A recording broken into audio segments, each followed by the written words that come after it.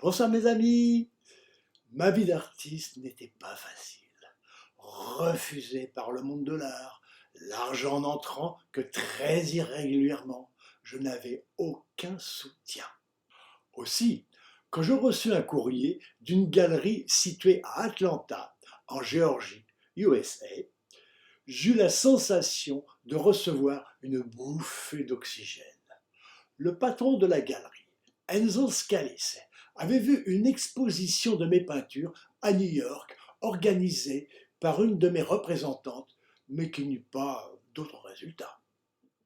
Il était tellement enthousiasmé par ma création qu'il contacta le ministère des Affaires étrangères qui me mit en relation avec lui. On débuta une relation épistolaire d'un nouveau genre avec des cassettes audio. Il me disait que j'étais un génie et que je devais venir m'installer à Atlanta. Ce qui me soutenait de savoir qu'au moins une personne appréciait mon art à sa juste valeur.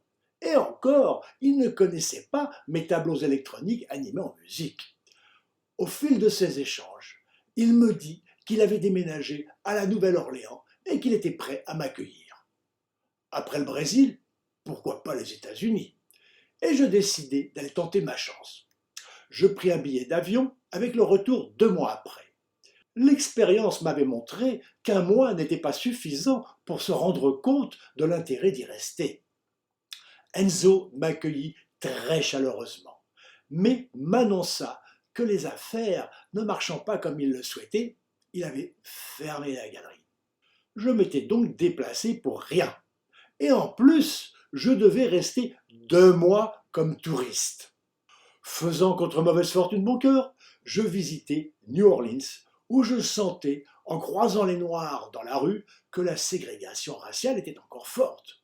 D'ailleurs, Enzo, d'origine italienne, me dit de ne pas parler aux Noirs. Je ne l'écoutais pas sur ce point, étant profondément antiraciste. Et un jour que je mangeais dans un McDonald's, j'allais m'asseoir à côté d'un grand garçon noir, ancien footballeur, football américain, professionnel, qui avait voyagé en Europe et qui était plus ouvert que ses concitoyens, avec qui je fus copain. Enzo habitait une jolie maison dans une avenue très verdoyante, aux larges pelouses de l'autre côté du Mississippi. Comme ça l'agaçait que je reste à la maison pour dessiner, et qu'en plus ses relations avec sa jeune épouse n'étaient plus au beau fixe.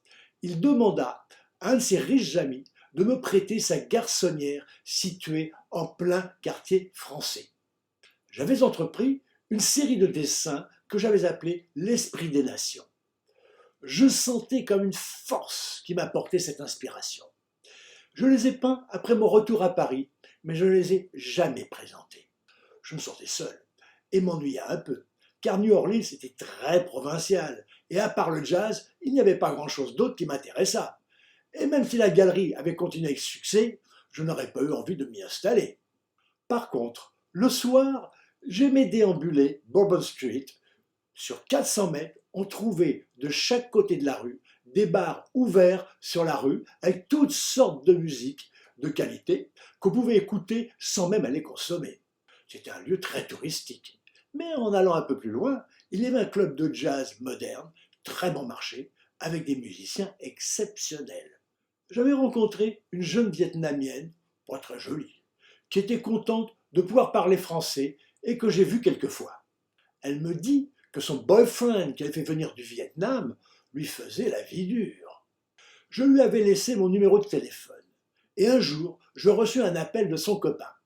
Il me dit, sur un ton calme, mais très menaçant, que si je continuais de la voir, alors qu'il ne se passait rien entre nous, il me casserait les doigts. I'll break your fingers. J'en eus des sueurs froides, tant son ton était inquiétant. Il faut dire que cette ville était très dangereuse, et j'entendis plusieurs fois des coups de revolver au loin. Il paraît que c'est la ville où il y avait le plus de meurtres aux USA. Peut-être que c'est à cause du temps orageux. Stormy weather, comme dit le célèbre thème de jazz. D'ailleurs, dans le tiroir de la commode, près du lit, il y avait un énorme Colt Python. C'est dire l'ambiance.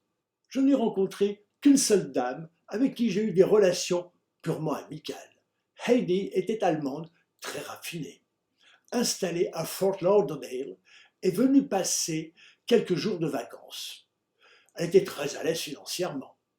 Et après quelques promenades, elle m'invita dans un restaurant situé en haut d'une grande tour où l'on voyait toute la région extrêmement plate. Pour y accéder, il fallait emprunter un ascenseur transparent situé à l'extérieur. Pendant longtemps, je fis des cauchemars où je me voyais dans cet ascenseur qui se détachait de la façade en se balançant. Un des charmes de New Orleans est son tramway rendu célèbre par la pièce puis le film avec Marlon Brando, un tramway nommé Désir. Je l'ai pris plusieurs fois. C'était charmant d'être brinque-ballé dans cette vieille et magnifique caisse en bois qui roulait au milieu d'une pelouse bien entretenue, les voitures circulant de chaque côté. Puis de grandes pelouses et enfin des maisons qui rappelaient le film Autant en emporte le vent. Superbe. Sauf qu'on voyait derrière les anciennes habitations d'esclaves. Je me rendais pas très loin, dans un parc luxuriant avec une petite rivière, des tables en gros morceaux de bois et des écureuils roux qui venaient jusque sur la table nous quémander des miettes. Sur l'autre bord de la rivière, il y avait un terrain de golf gratuit. On ne louait que les cannes. Je me suis donc essayé à cette activité, que j'ai trouvée pas mal, mais à condition de n'avoir rien d'autre de plus intéressant à faire. Mes relations avec Enzo se sont dégradées, et il m'a fait connaître un de ses copains d'origine italienne comme lui, Saul. Il était musicien professionnel, jouait de la guitare et chantait avec une voix rappelant celle de Louis Prima, qui jouait de la trompette, et qui était mort peu de temps auparavant. On a sympathisé immédiatement, et je l'ai accompagné plusieurs fois voir de ses copains ou l'écouter jouer. On a été au bord d'un grand lac où il y avait beaucoup de maisons sur pilotis, donnant une sensation de légèreté. Celle de son copain, qui était aussi musicien, ressemblait à un A, très agréable.